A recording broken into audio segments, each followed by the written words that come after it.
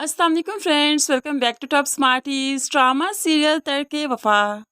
अनीला बेगम तो अब अंधे कुएं में गिरने ही वाली है क्योंकि इस ड्रामे का दी एंड होने वाला है। अब यहाँ पर अनीला ने चाल चली और मरियम को उसके घर भिजवा दिया। मरियम तो बहुत परेशान है कि सिप्ती ने उसकी बात पर यकीन नहीं किया। ऐसे में उसने ठान ली कि वो वापस नहीं जाएगी, तो बाप समझाने लगा, मियाँ बीवी के रिश्ते में एतबार ही सब कुछ होता है। शक की कैंची इस एतबार को काट दे तो ये रिश्ता बाकी नहीं बचता बेटा। लेकिन मरियम रोने लगी, मैं वापस नहीं जाऊंगी। उन्होंने मेरे एतबार को ठेस पहुंचाई है, मुझ पर एतबार नहीं किया।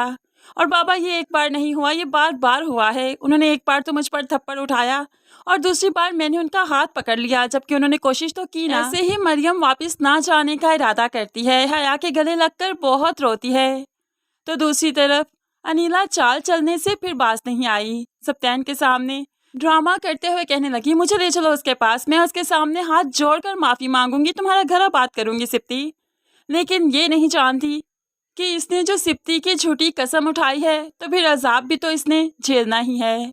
ऐसे में सिप्ती गुस्से में कहने लगा, क्यों मैं आपको वहां पर लेकर जाऊं, क्यों आप उसके सामने गिड़गिड़ाएंगी, हाथ जोड़कर माफ़ी मांगेंगी।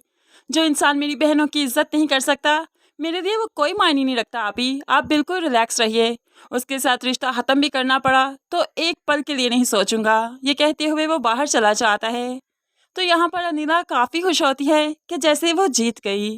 अब तो यहाँ पर नौशीन भी आ गई ताकि सिप्ती के दिल पर राज कर सके। सिप्तैन काफ़ी अकेला है, लेकिन मरियम पर उसे गुस्सा भी बहुत है कि उसने अनीला आपी से इतनी बदतमीजी क्यों की।